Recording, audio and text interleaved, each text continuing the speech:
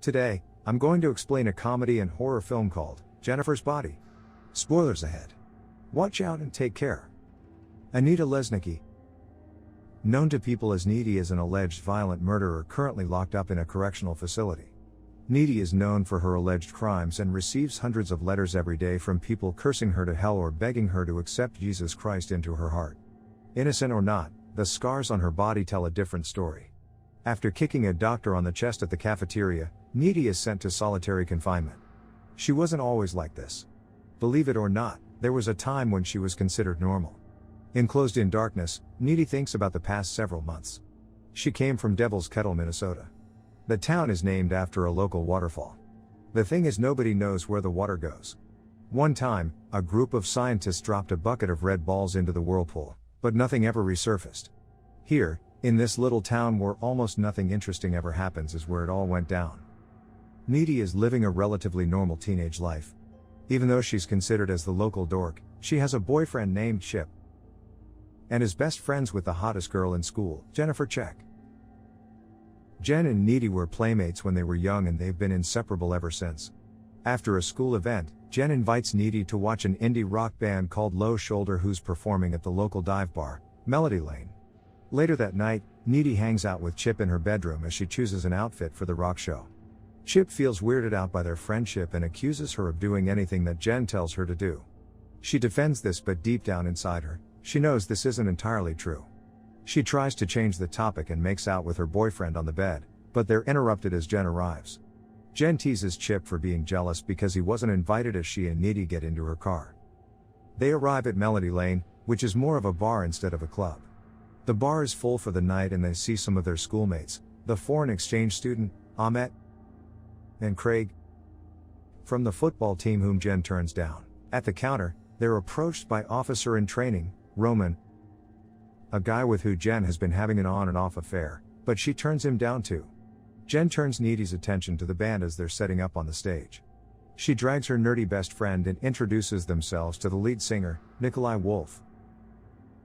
Jen flirts with Nikolai and offers to buy him a drink, which he happily accepts. As Jen goes to get some drinks, Needy stays behind and overhears the conversation between Nikolai and their bassist, Dirk. Nikolai thinks that Jen is the one, telling his friend that she's definitely a virgin, a girl who likes to put it out but never puts it in.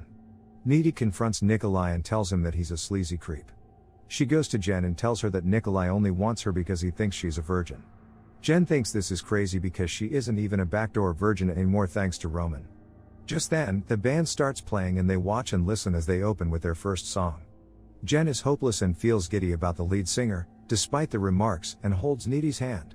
Needy feels happy seeing her friend happy, but she lets go of her hand, feeling insecure and thinking that she'll never match up to her pretty and popular best friend.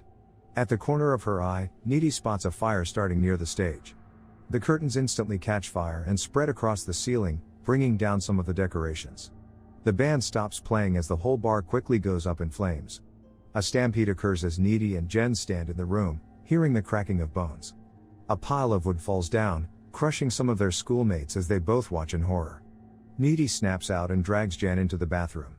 They escape through one of the windows and reach the parking lot. She comforts Jen, who looks shocked and dazed. Nikolai turns up from nowhere and hands Jen a suspicious drink. He insists that the girls go into his van, but Needy refuses. Jen, on the other hand, takes the drink and goes with Nikolai. Needy calls after her best friend, but Jen refuses to listen. As she watches Jen go inside the van, Needy knows something bad is about to happen. Meanwhile, Melody Lane is burned to the ground. Needy makes it home and calls Chip and tells him about what happened. Suddenly, her doorbell rings. She keeps Chip on the phone as she goes down to investigate, but when she opens the door, nobody's there. Needy hangs up the phone and then spots a shadow in the hallway. She slowly walks to the door and opens it, but the closet is empty too. She goes into the kitchen to close the leaking faucet and turns to face Jen, all bloody and beaten in her outfit. She tries to get some sense of what happened to her, but her best friend can only reply in animalistic grunts. Jen goes to the fridge and starts eating their food like a wild animal. Needy tries to stop her, but she suddenly starts retching and vomits a pool of black, spiky liquid on the linoleum. She checks Jen's wrist and feels almost no pulse. Needy runs to the hallway to call for help, but Jen stops her and pins her to the wall. She asks her if she's scared, to which Needy nods and leans to breathe on her neck. She drops her to the floor and escapes through the main door. Needy is left mortified at what happened. The next morning at school, Needy is shocked to see Jen alive and well. Jen still looked the same, but she acted as if nothing happened last night and is being indifferent. Needy knows that what happened yesterday was real because she spent the whole night scrubbing the vomit off the floor. Jen dismisses her concerns and insists that she's just being overdramatic. Just then, their teacher with a prosthetic hand, Mr. Wroblewski, comes in to announce the grim news. After class, Needy meets Chip in the hallway and tells him about what happened with Jen last night. Colin Gray, the high school's local goth, approaches her to check in on her after yesterday's fire. Chip teases his girlfriend, but Needy reassures him that he's got nothing to worry about. Meanwhile, Jen approaches Jonas Kozel, one of Craig's best friends, who's mourning in the middle of their football field. Jen convinces him to go with her to the woods because Craig would have wanted the two of them together. As they make out in the woods, animals start to surround them. Jonas feels weirded out, but Jen distracts him by taking her shirt off. She rips his jersey off and starts unzipping his pants. She then whispers to him that she's going to see his best friend real soon. She pushes him against a tree, and the last thing Jonas sees is Jen's eyes turning black and her open mouth revealing her razor-sharp teeth, ready to cut into his flesh. Jonas's screams reach the school's parking lot and alert their teacher, Mr. Wroblewski. Feeling suspicious, he goes into the woods and finds Jonas's disemboweled dead body. Back at home, Needy prepares a sandwich for her mom as she listens to the radio. Since the fire, Nikolai's band, Low Shoulder, has been getting tons of positive publicity. As they talk over their meal, Jonas is taken out of the woods through a body bag by the police, while the killer, Jen, takes a bath at a nearby lake, washing away all the evidence of her bloody feast. Later that night, Jen is on the phone with Needy telling her about her perfect day. After killing Jonas, she finds herself transformed, feeling no pain, even burning her own tongue. Needy gets another call and it's her boyfriend, Chip. Needy hangs up on Jen and meets with Chip at McCullum Park. He tells her that the police are over at Kozel's house and that Jonas was found dead in the woods. Needy says that with the fire and the killing, it can't be a coincidence. Chip is horrified but reassures her that things will get better. A month after the fire and the killing of Jonas Kozel, the town found its way to slowly heal. The national news picked up the tragedies of Devil Kettle and milked it as much as they could. Low Shoulder has gotten even bigger, capitalizing on their part of the fire, and has made their song the unofficial theme song of unity and healing for the town. Soon enough, Mr. Wroblewski announces that Low Shoulder is holding a charity benefit for the victims of the fire. Needy calls them out for being crass but is attacked by her classmates. After class is dismissed, Needy walks with Jen, pointing out that she looks pale and haggard. Jen says that it's probably wearing off. Before Needy could ask further, their conversation is interrupted by Colin, who asks Jen out on a date. Jen turns him down initially, but Needy insists that he's a cool guy.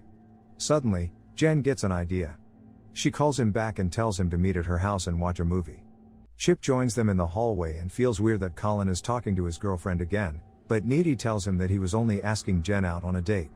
Later that night, Needy hangs out with Chip in his bedroom. They start making out and undressing each other. On the other side of town, Colin drives up to an empty neighborhood. He stops at the address that Jen gave him and enters the unfinished house through the back. He explores around the house, looking for Jen, and finally finds her in a room filled with candles. She takes off her jacket and they start making out. The sight of rats stops Colin, but she lures him back and takes off his pants. Suddenly, Jen's eyes turn dark as approaches a terrified Colin. She breaks his bones and pins him down on the floor and starts to devour his soul. Meanwhile, Chip and Needy are making love when she spots the leaking blood on the ceiling and sees Jonas dead in the room together with a demonic Jen. She gasps in horror until Chip stops, concerned for his girlfriend. Back at the house, Colin is dead with his intestines out as Jen eats the rest of his insides. Needy runs out of Chip's house and drives her way home crying. She almost runs over Jen on the highway, but she swerves to the right just in time. When she stops, she looks around for Jen, but she's nowhere to be found. Something jumps on her windshield, cracking the glass, and it's her best friend. Needy screams as Jen gets off her car and she drives the other way home. Needy reaches her house and screams for her mom. Finding herself alone, she sobs in the living room. She thinks about Jen and blames herself for letting her into the van. She gets up and goes into her bedroom and screams when she finds Jen laying next to her. Jen calms her down and begins kissing her. Feeling confused, Needy kisses her back, and the two make out briefly on her bed. Needy stops and freaks out, feeling more complicated than ever. She threatens to call the police, but Jen reminds her that she has the cops in her back pocket. Jen then tells her about what really happened to her that night of the fire. After she got into the truck, the guys drove her to the falls. She saw all the occult and supernatural books in their van, and thinking that they're sexual offenders, she insists that she's a virgin, so they should let her go and get someone else who's more experienced. Unbeknownst to her, this is what they guys exactly need.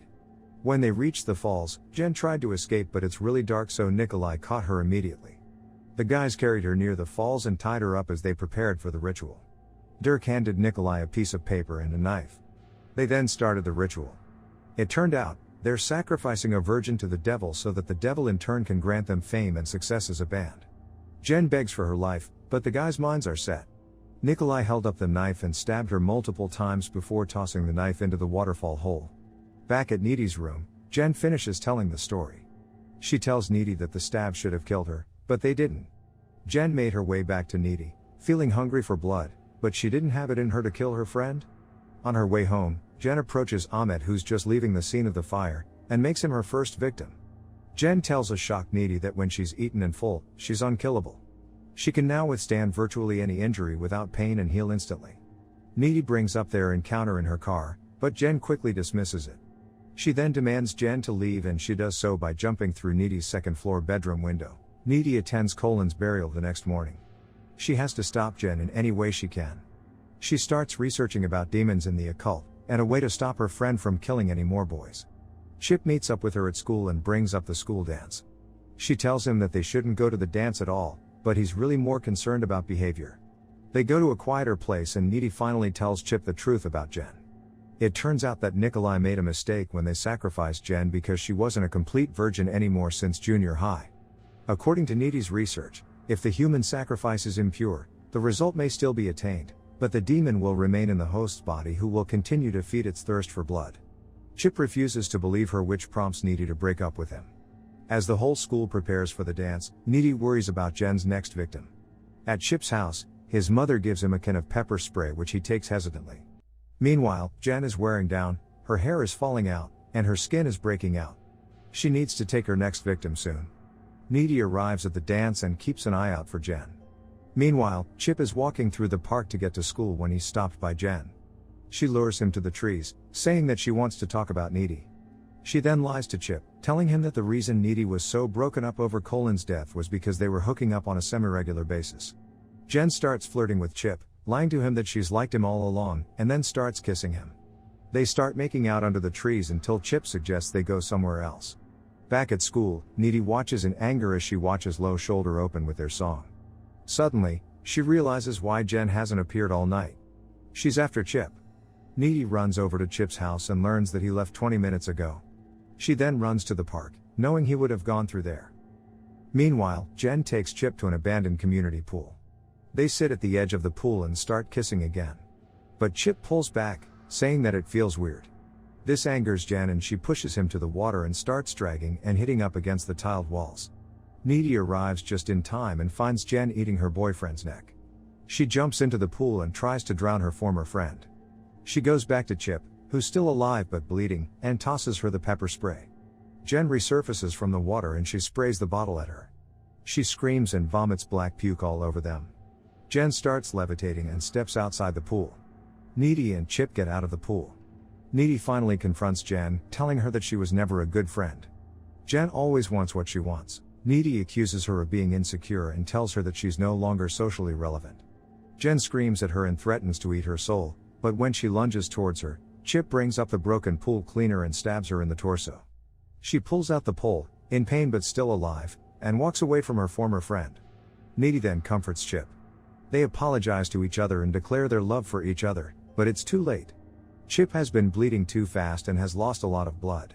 He slowly fades away and dies as Needy sobs by his side. Needy goes back home in her torn and ruined dress. She has nothing to live for now, but she can still do something right. She's going to stop Jen no matter what. She cleans herself up and marches her way to Jen's house. From Jen's bedroom window, Needy could see her worn and weak. She breaks into her window and lunges at her, but Jen avoids her attack. Needy pins her down on the bed and tries to strangle her to death, but she bites her on the neck. Needy takes out a box cutter and crosses out her stomach. Jen starts levitating from the bed and they struggle midair. Needy grabs their friendship necklace and this stuns Jen, prompting her to fall back to the bed. As much as she hated Needy, she never really thought she would be the one to end their friendship. Needy falls back to the bed and stabs the box cutter deep into her heart. She watches as Jen takes her final breath, taking in the fact that she had just killed her former best friend. Suddenly, the lights turn on and Jen's mom runs into the room, cradling her dead daughter. At the correctional facility, Needy is still in solitary confinement and everything is going according to plan. She's not the same Needy anymore because when you get bitten by a demon and you live, you absorb some of the demon's abilities. She lands down from her meditation and breaks down the facility's walls and escapes by tearing the fence. As she walks down the road, she notices a small creek nearby full of red balls and takes the knife that Nikolai used to stab Jen. It seems like everything at Devil's Kettle eventually resurfaces. As morning breaks, she flags down a car and hitches a ride towards the east in Madison. She tells the driver she's following this rock band because it's going to be their last show tonight.